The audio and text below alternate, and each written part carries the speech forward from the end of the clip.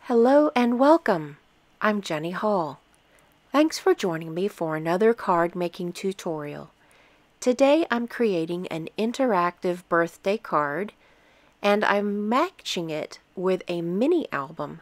I'll show more of the mini album at the end of the video, so stay tuned all the way through the video.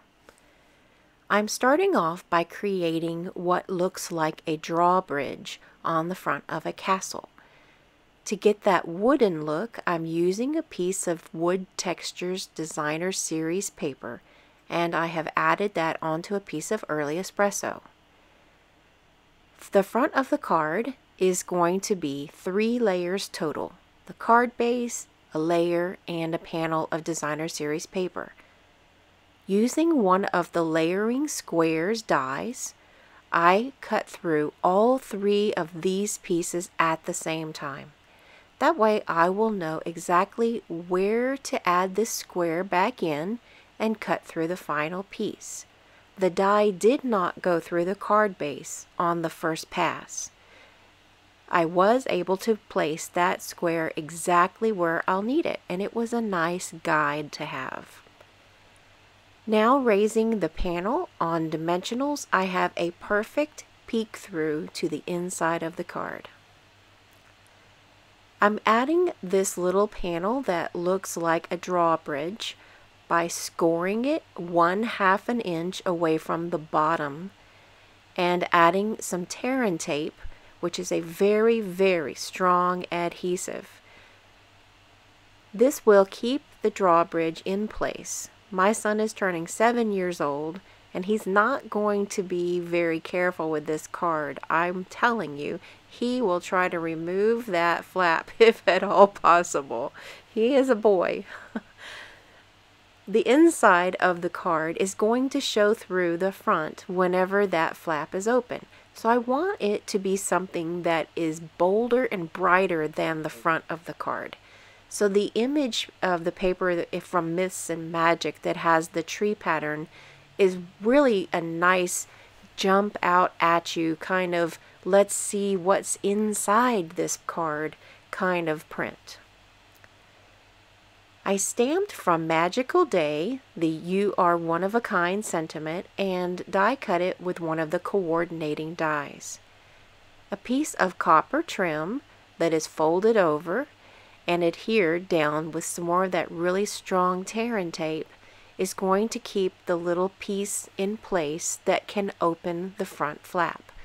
Any adhesive that spread out away from where the ribbon is, I was able to roll it up with my fingers and keep it in place.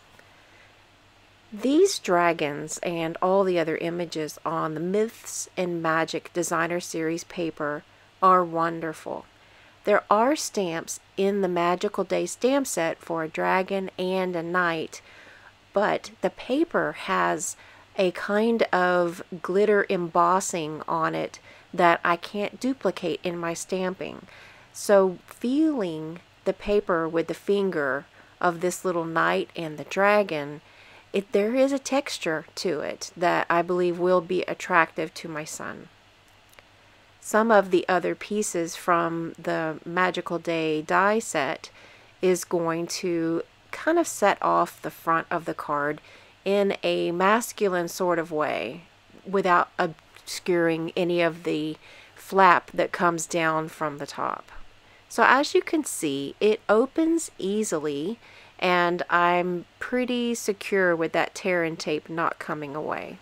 If I need to come in with a repair work, that's okay too.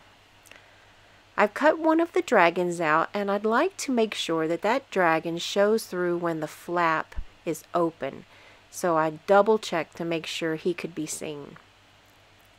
I want to add a happy birthday sentiment, something that's clear and easy for my 7-year-old son to read, and I'll be able to write a short note on the inside of the card.